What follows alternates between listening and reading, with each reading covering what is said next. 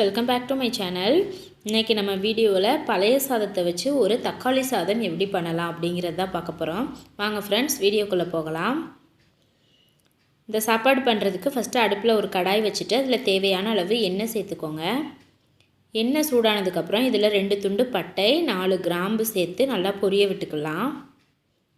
இது கூடவே ஒரு அரை ஸ்பூன் அளவுக்கு கடுகு சேர்த்துக்கிறேன்.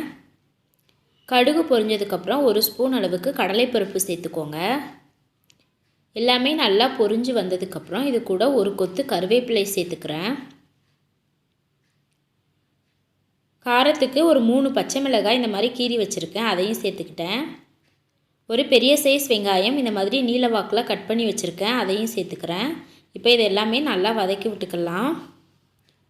பழைய சாதம் இருந்தால் எடுத்து கீழே கொட்டாமல் இந்த மாதிரி புதுசாக ட்ரை பண்ணி பாருங்கள்.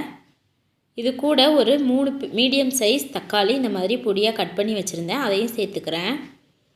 இப்போ வெங்காயம் தக்காளி நல்லா மசிய வதங்கணும். அதுக்காக இந்த சாப்பாட்டுக்கு தேவையான அளவு உப்பு சேர்த்துக்கிறேன். ஆல்ரெடி சாப்பாட்டில் உப்பு சேர்த்துருக்கிறதுனால இதில் பார்த்து கம்மியாகவே சேர்த்துக்கிறேன். கொஞ்சமாக ஒரு சிட்டிகை அளவுக்கு மட்டும் மஞ்சள் தூள் சேர்த்துக்கிறேன். இப்போ இந்த தக்காளி நல்லா மசிய வதங்குற அளவுக்கு இதை வதக்கி எடுத்துக்கலாம். நல்லாவே மசிய வதங்கிருச்சு. இந்த ஸ்டேஜில் ஒரு ஸ்பூன் அளவுக்கு ஜிஞ்சர் கார்லிக் பேஸ்ட்டு சேர்த்துக்கோங்க. முந்தின நாள் வடித்த சாப்பாடு மிச்சமாயிருச்சுன்னா மறுநாள் எடுத்து கொட்டாமல் இந்த மாதிரி சூடாக செஞ்சு கொடுங்க. பழைய சாதத்தில் செஞ்சதுன்னு கண்டுபிடிக்க முடியாது. இப்போ நல்லா எண்ணெய் பிரிஞ்சு சூப்பராக வதங்கிருச்சு. இதில் ஒரு அரை ஸ்பூன் அளவுக்கு மட்டும் கரம் மசாலா சேர்த்துக்கிறேன். இதையும் நல்லா வதக்கி விட்டுக்கலாம். நான் சாப்பாட்டில் தண்ணி ஊற்றாமல் அப்படியே ஃப்ரிட்ஜில் எடுத்து வச்சுருந்தேன். சப்போஸ் நீங்கள் தண்ணி ஊற்றிருந்தீங்கன்னா நல்லா பிழிஞ்சு எடுத்துக்கோங்க. பாருங்கள், சாப்பாடு இந்த மாதிரி உதிரி உதிரியாக உதுத்தி எடுத்து இது கூட மிக்ஸ் பண்ணிக்கலாம்.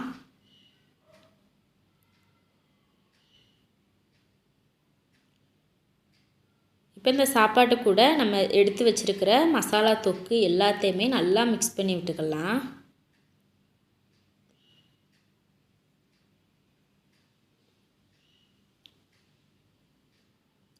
பழைய சாதங்கிறதுனால ரொம்ப அழுத்தம் கொடுத்து மிக்ஸ் பண்ண வேண்டாம், இல்லைன்னா சாப்பாடு ஒரு மாதிரி குழஞ்சி போயிடும்.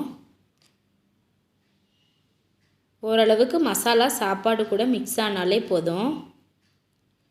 நல்லா மிக்ஸ் ஆனதுக்கப்புறம் மேலே மல்லி இலை தூவி இறக்கிக்கலாம். பாருங்கள், பழைய சாதம் மாதிரியே தெரியல பார்க்குறதுக்கு. சுவையான பழைய சாதத்தில் செஞ்ச தக்காளி சாதம் சூப்பராக ரெடி ஆயிடுச்சு. கண்டிப்பாக இதை உங்கள் வீட்டில் ட்ரை பண்ணி பாருங்கள் ஃப்ரெண்ட்ஸ். இந்த வீடியோ உங்களுக்கு பிடிச்சிருந்துச்சுன்னா லைக் பண்ணுங்கள், கமெண்ட் பண்ணுங்கள், ஷேர் பண்ணுங்கள். சப்ஸ்கிரைப் பண்ண மறந்துடாதீங்க ஃப்ரெண்ட்ஸ். அப்படியே பக்கத்தில் இருக்கிற பெல் பட்டனையும் கிளிக் பண்ணுங்கள். அப்போ தான் நான் போடுற வீடியோ உடனுக்குடனேயே உங்களுக்கு வந்து சேரும். தேங்க்யூ.